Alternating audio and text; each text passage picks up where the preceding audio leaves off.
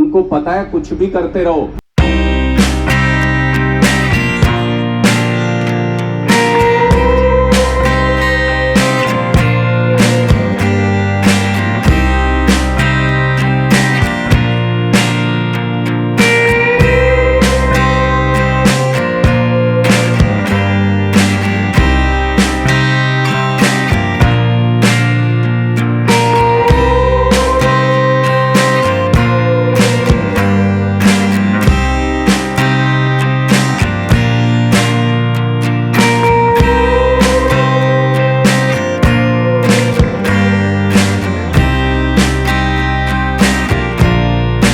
राजनीति करेंगे तो वो आंदोलन बढ़ता गया और पहली ऐसी पार्टी आम आदमी पार्टी है जो एक आम आदमी ने शुरू की और 10 साल के अंदर राष्ट्रीय पार्टी बन गई, राष्ट्रीय विकल्प बन गई। बीजेपी और कांग्रेस के बाद तीसरी बड़ी ताकत पूरे हिंदुस्तान के अंदर बन के उभर रही आम आदमी पार्टी। ये ताकत है आप लोगों की। भारत माता की, भारत माता की, इनकलाब, इनकलाब। ये इसलिए पता लगे कि जब आवाज में आवाज मिलती है, जब हाथ से हाथ मिलता है, जब एक साथ नारे लगते हैं तो आवाज कितनी बुलंद हो जाती है। सरकारें हिला देती है, सरकारों को सुनना पड़ता है। हमारे बीच में गड़बड़ क्या होती है? सरकारें कब निरंकुश हो जाती हैं, सरकारें कब तानाशाह हो जाती हैं? जब हमारी आवाजें नहीं मिलती आपस में, जब हमारा एकता टूट जाता है, जब हमें बांट दिया जाता है, कभी जात के नाम पे, कभी मजहब के नाम पे, कभी ऊंच नीच के नाम पे, गरीब अमीर के नाम पे हमको अलग अलग तरीके से बांट देते हैं और फिर सबको लाठी से हाँकते हैं। सबको चलना पड़ता है उस लाठी के सहारे। अगर नहीं चलोगे तो जेल में डाल देंगे। ये निरंकुश और तानाशाही सरकारों का रवैया रहा है, हमेशा से रवैया रहा है। आज कोई नई बात नहीं। पुराना इतिहास उठा के देख लो, 1000-2000 साल पहले देख लो, अंग्रेजों के टाइम में देख लो, अभी देख लो। जब जब जनता एक नहीं रहती, जब जब उसके बीच में फूट आ जाती है और जब जब वो आवाज उठाना भूल जाते हैं, तब तब सत्ता में जो लोग होते हैं वो निरंकुश हो जाते हैं, तानाशाह हो जाते हैं। फिर आपके लिए काम नहीं करते वो। जब आप वोट दोगे जात के नाम पे, वोट दोगे मजहब के नाम पे, ऊंच नीच के नाम पे, गरीब अमीर के नाम पे, तो फिर वो आपके लिए काम क्यों करेंगे? उनको पता है कुछ भी करते रहो, चुनाव जब नजदीक आएगा तो हम इनको ये घुट्टी पिला देंगे और ये फिर से उसी विवाद में आके, उन्हीं सब लड़ाइयों में आके हमको वोट दे देंगे। तो फिर उनको 5 साल काम करने की जरूरत क्या आपके लिए? ऐसे मौके बहुत कम आते हैं। मैं यहीं से अपनी बात शुरू करता हूं। ऐसे मौके बहुत कम आते हैं। इतिहास खंगाल के देखोगे, ऐसे मौके बहुत कम आते हैं जब कोई ऐसा शख्स खड़ा हो जाए जो आपके लिए सीने पे गोली, सिर पे लाठियां खाने को तैयार हो, लेकिन 1 इंच भी पीछे नहीं हटे। ऐसे मौके इतिहास में बहुत कम आते हैं और जब जब ऐसे मौके आते हैं तब तब इतिहास लिखा जाता है, तब तब इतिहास बनता है। शहीद भगत सिंह, हम 250-300 साल तक गुलाम रहे अंग्रेजों के। 250-300 साल तक बार बार अटेम्प्ट हुए, लेकिन हम कामयाब नहीं हो पाए। लेकिन जब शहीद भगत सिंह की कौम आई, जब शहीद भगत सिंह का दौर आया है, उस वक्त एक से एक क्रांतिकारी खड़े हो गए। अंग्रेजों ने सोचा इनको जेल में भेज देते हैं, शायद आजादी मांगना बंद कर देंगे। नहीं माने तो बोले कि इनको फांसी तोड़ देते हैं, शायद उसके बाद लोग आजादी मांगना बंद कर देंगे। लेकिन इनकलाब की एक फितरत होती है कि जितना खून बहाओगे, जितना अत्याचार करोगे, इनकलाब उतना ही उबाल मारता है। शहीद भगत सिंह को फांसी चढ़ाने के बाद भी अंग्रेज अपनी हुकूमत कायम नहीं रख पाए। ऐसा इनकलाब आया देश के अंदर। आज भी वही हो रहा है, आज भी वही हो रहा है। आज की हुकूमत को, भारतीय जनता पार्टी को यह लगता है कि वो कितना भी आपके ऊपर अत्याचार करके, आपको जेलों में डाल के, आपके ऊपर लाठियां बरसा के, आपको फांसी तुड़वा के, गोली मरवा के आपकी आवाज को दबा सकती है और फिर इनकलाब नहीं उठेगा, इनकलाब दब जाएगा। लेकिन आज मैं आपके सामने ये कहने जा रहा हूं और ध्यान से सुनिएगा और अपने मन से भी पूछिएगा ये बात। जो इनकलाब अरविंद केजरीवाल जी ने शुरू कर दिया हिंदुस्तान के अंदर, जो लोगों को सिखा दिया कि अपने बच्चों के लिए शिक्षा का हक मांगना सीखिए, अपने बच्चों के लिए भविष्य की सुविधाएं मांगना सीखिए। जिन मूलभूत सुविधाओं के लिए देश आजाद हुआ था, वो सुविधाएं, अपना हक मांगना सीखिए।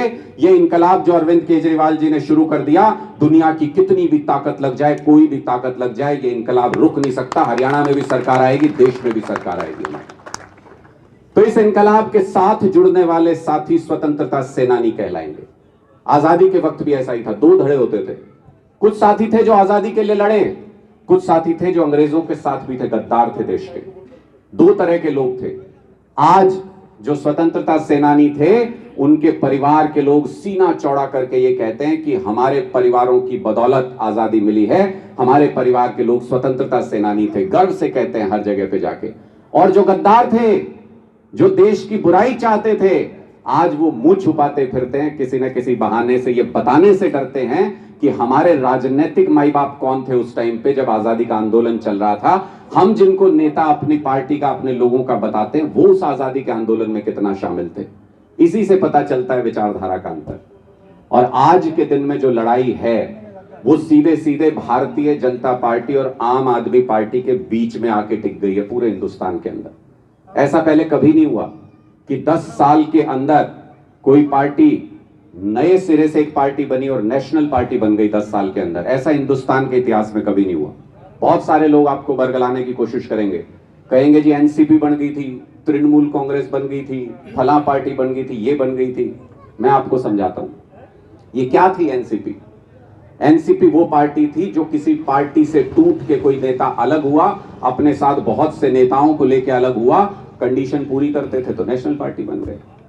इसी तरीके से तृणमूल कांग्रेस क्या थी, एक पार्टी से एक नेता अलग हुआ, उनका राजनीतिक बैकग्राउंड था, वो अपने साथ वो ताकत लेके अलग हुए किसी पार्टी से टूट के जो उनको नेशनल पार्टी बनाती थी। आम आदमी पार्टी में क्या था, अरविंद केजरीवाल के बाप दादा कोई राजनीति में नहीं था, कभी नहीं राजनीति करी किसी ने। एक आम आदमी ने कहा कि हम राजनीति करेंगे। सारे देश के आम लोगों ने कहा हम भी राजनीति करेंगे। तो वो आंदोलन बढ़ता गया और पहली ऐसी पार्टी आम आदमी पार्टी है जो एक आम आदमी ने शुरू की और 10 साल के अंदर राष्ट्रीय पार्टी बन गई, राष्ट्रीय विकल्प बन गई। बीजेपी और कांग्रेस के बाद तीसरी बड़ी ताकत पूरे हिंदुस्तान के अंदर बन के उभर रही आम आदमी पार्टी। ये ताकत है आप लोगों की, आम आदमी की ताकत है ये सारी। और जयपाल शर्मा जी जो बात कह रहे थे, मैं इस संदर्भ को यहां घुमा के इसलिए लाया हूं। जयपाल शर्मा जी के बारे में बताया कि उन्होंने कई अटेम्प्ट किए, कई बार चुनाव लड़े, और व्यक्तिगत तौर पे मुझे पता है कि उनका सामाजिक रुतबा कैसा है। मुझे मालूम है कि कितने लोग, कितने साथी इनके साथ जुड़े हुए हैं गांव गांव में, इनकी टीम कैसी है। तो व्यक्तिगत तौर पे अगर आप देखें तो इनकी पकड़ है, ताकत है इनके अंदर एक नेता नेतृत्व बनने की। दूसरी बात, चॉइस गलत थी आज तक, पता नहीं चलता। मैं इनको उसके लिए कोई वो नहीं दे रहा हूं कि इनसे कोई गलती हुई, पता नहीं चलता। समय कराता है, ऊपर वाला कराता है। भगवान की मर्जी के बिना कुछ नहीं होता इस दुनिया में, ऊपर वाले की मर्जी के बिना कुछ नहीं होता। अगर आज अरविंद केजरीवाल जी एक आम आदमी से देश के सबसे पॉपुलर नेता और मुख्यमंत्री अगर बने हैं देश में, तो सिर्फ और सिर्फ ऊपर वाले की कृपा है। वो कराता है सब कुछ, हम तो निमित्त मात्र हैं, हम कुछ नहीं है, हम तो कर रहे हैं, लेकिन करवा ऊपर वाला रहा है। तो भगवान ने कराया ये। अच्छे आदमी, आम आदमी, लेकिन खास पार्टियों में थे, तो 1 - 1 हर बार 0 हो जाता था, गड़बड़ हो जाती थी। इस बार गणित क्या है, अच्छे आदमी, आम आदमी पार्टी में है, 1 और 1 11 की ताकत है इस बार।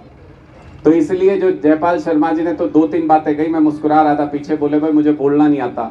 और जो नेता ये कह के कि मुझे बोलना नहीं आता और वो सारी काम की बातें बता जाए, इसका मतलब वो परिपक्व नेता है, वो लोगों की रग जानते हैं।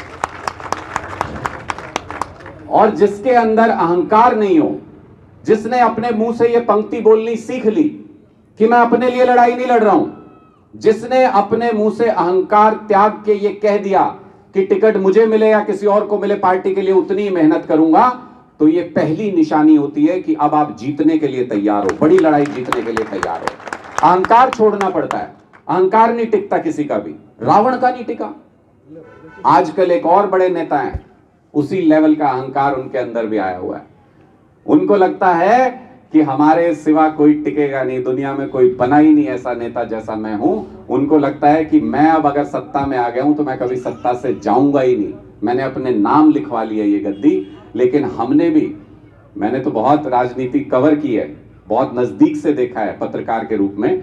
हमने भी ये बहुत देखा है कि जनता उसी का अहंकार तोड़ती है जिसका अहंकार सिर से ऊपर होता है। कहते हैं इसको सिखाते हैं, इस बार इसकी अकड़ नीचे लाते हैं। बड़े बड़े नेताओं की अकड़ ढीली कर दी जनता ने, बड़े बड़े नेताओं की। चौधरी देवीलाल होते थे, इतने बड़े नेता पूरे देश के, उप प्रधानमंत्री रहे, सब कुछ रहा, लेकिन जनता जब अकड़ तोड़ने पे आई, एक ही कॉन्स्टिट्यूएंसी से 3 बार पटका, बार बार। और किस नेता के सामने, जिनकी उस वक्त कोई बिसात नहीं होती थी। इसलिए इस चक्कर में मत पड़िएगा बिल्कुल भी कि अगर ये पार्टी जाएगी तो फलानी पार्टी आएगी, ये पार्टी जाएगी तो वो पार्टी आएगी, इस पार्टी को वो चुनौती दे रहा है, इस पार्टी को वो चुनौती दे रहा है। जनता हराती है हमेशा नेताओं को। जनता के साथ जो खड़ा होगा वही सत्ता में काबिज होगा, वही जनता के लिए काम कर पाएगा। और आज के दिन में जनता के मुद्दों के लिए कौन लड़ रहा है पूरे हिंदुस्तान के अंदर? कौन लड़ रहा है जो जनता के मुद्दों की बात कर रहा है? कोई पार्टी हमारी नकल करके कुछ ऐलान करती है, कोई पार्टी कहती है हमें कोई ऐलान करने की जरूरत ही नहीं है, हम तो जनता को ऐसे ही बरगला लेंगे।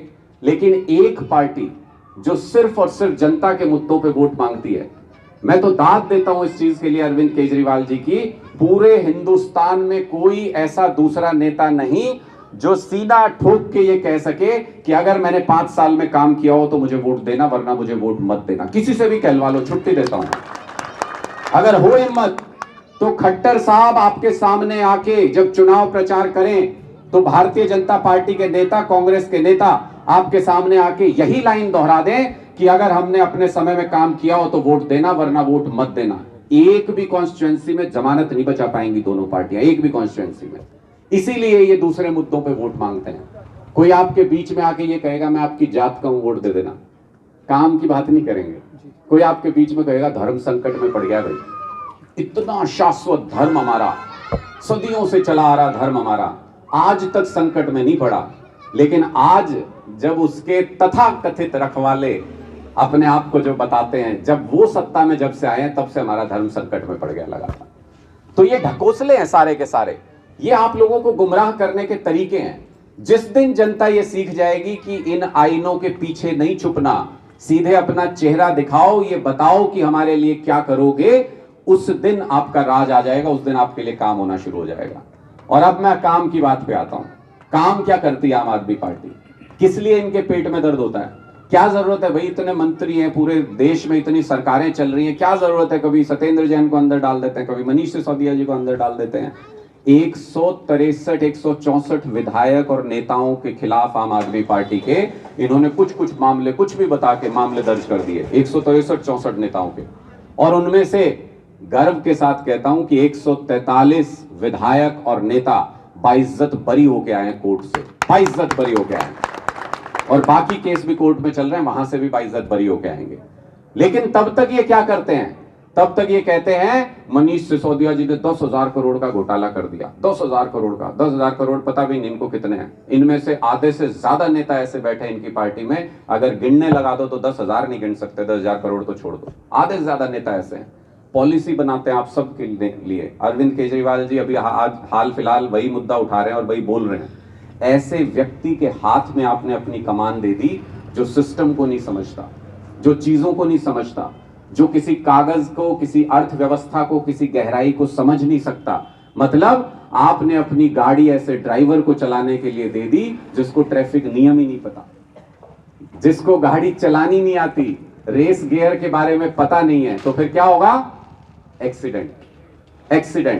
और वही एक्सीडेंट हमारी अर्थव्यवस्था के साथ और हमारे पूरे देश के साथ हुआ जब सारी की सारी अर्थव्यवस्था चरमरा गई। अब बताओ, इनको किसी ने जाके समझा दिया, अरे आपको पता नहीं है, सारे नोट बंद कर दो ना, सारा उल्टा सीधा काम सब बंद हो जाएगा। सारे लाइनों में खड़े कर दिए नोट बंद करके, सारे। अगर अपना दिमाग होता, कुछ पढ़ाई लिखाई होती, कुछ अपनी शिक्षा होती, तो आदमी दिमाग लगाता, पढ़े लिखे लोगों के साथ बैठ के ये कहता है इसका अच्छा असर क्या होगा, बुरा असर क्या होगा। किसी ने कान में आके फूंक दिया, हमने कहा भाई रात को खड़े हो गए, भाई सारे नोट बंद। क्या हो गया उससे? भ्रष्टाचार रुक गया क्या? आप में से कितने लोग हैं, मैं आपसे आज कहता हूं, खुल के हाथ उठा के बताइए, आप में से कितने लोग हैं जो किसी ना किसी विभाग में, किसी ना किसी काम में भारतीय जनता पार्टी की आज की सरकार में जिनको भ्रष्टाचार का सामना करना पड़ा है? दिल पे हाथ रख के बताइएगा, हाथ उठा के बताइए। किसी ना किसी काम में कहीं ना कहीं आपको भ्रष्टाचार का सामना करना पड़ा। ये देखो, कैमरा जब उधर होता है तो हमारे साथियों को हाथ नीचे करना पड़ता है। बताओ क्यों? बताओ क्यों? ये इस पार्टी ने डर बिठाने की कोशिश की आपके अंदर कि जो आवाज उठाएगा उसको हम शिकार बनाएंगे, उसके खिलाफ ईडी छोड़ देंगे, सीबीआई छोड़ देंगे, कोई ना कोई केस दर्ज कर देंगे। नहीं डरते इनकी जेलों से, इनकी जेलों से नहीं डरते, इनकी लाठियों से नहीं डरते, इनकी ईडी सीबीआई से नहीं डरते। हो अगर हिम्मत खट्टर में भी और मोदी जी में भी, यहीं खड़े हैं सारे के सारे नेता, जितनी एजेंसी लगानी हो लगा लो, जितनी जेलों में डालना हो डाल लो। 1 इंच भी पीछे अगर हमारे कदम हट जाएं तो उस दिन आप मान लेना कि आपके लिए लड़ने को तैयार नहीं है। 1 इंच भी अगर पीछे हटा दें, नहीं डरते इनकी जेलों से, सीबीआई से, ईडी से, और इनका घमंड जनता के साथ मिलकर तोड़ेंगे। ऐसी लड़ाई में जयपाल शर्मा जी जैसे साथी बहुत महत्वपूर्ण होते हैं, बहुत महत्वपूर्ण होते हैं, जिसमें अपना अहंकार नहीं, जिसका टीम में चलने का मादा है, जिसको अपनी ताकत का अंदाजा है, और जो लोगों के बीच में उठता बैठता है। ये ऐसे गुण होते हैं जो किसी भी व्यक्ति को आपके बीच से उठा के उसको सरताज बना देते हैं। ये ऐसे गुण होते हैं लोग।